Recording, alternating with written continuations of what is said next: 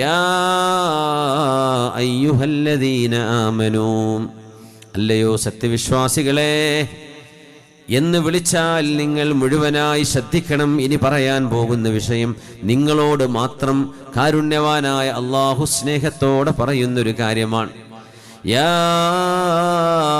അയ്യുഹല്ലദീന ആമനൂ, അല്ലയോ സത്യവിശ്വാസികളെ, കുതിബ അലൈക്കുമുസ്സിയാം,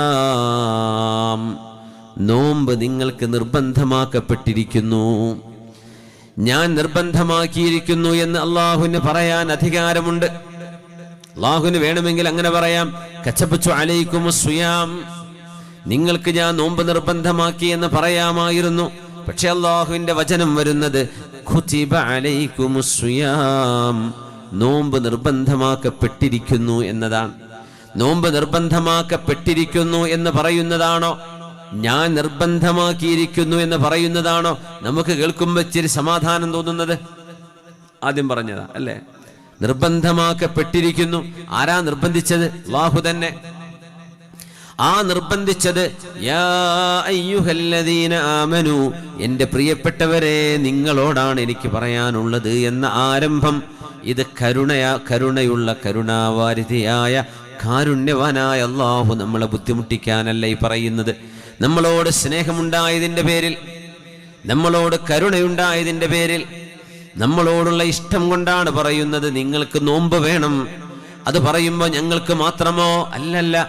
കമാ കുതിബ അലല്ലദീന മിൻ ഖബലികും, നിങ്ങളുടെ മുൻഗാമികൾക്ക് നോമ്പ് നിർബന്ധമാക്കപ്പെട്ടിരുന്നത് പോലെ അതുപോലെ നിങ്ങൾക്കും ഇതാ നിർബന്ധമാക്കപ്പെട്ടിരിക്കുന്നു. നമ്മൾ മാത്രമെന്ന് പറയുമ്പോൾ, നമുക്ക് മാത്രമെന്ന് അനുഭവിക്കുമ്പോൾ ഒരു പേടി തോന്നും. നമ്മളങ്ങനെ ഉദാഹരണം പറയാറുണ്ട്. വീട്ടിലെ കറണ്ട് പോയാൽ തൊട്ടയൽപക്കത്ത് വീട്ടിൽ കറണ്ട് പോയിട്ടുണ്ടോ എന്നാ നോക്കുക. അപ്പോൾ ഒരു സമാധാനം. അവിടെ ഇവിടെ പോയാൽ വേറെ എവിടെയും പോയില്ല, നമ്മളെ വീട്ടിൽ മാത്രമാണ് പോയത്. അപ്പോൾ എന്തോ ഒരു ടെൻഷനാ, ഇതെന്തേ പറ്റിയത്. എല്ലായിടത്തും പോയിട്ടുണ്ടോ? സമാധാനം. ഇനിയിപ്പോൾ 4 ദിവസം വന്നില്ലെങ്കിലും കുഴപ്പമില്ല, എല്ലാവർക്കും അങ്ങനെയാണല്ലോ.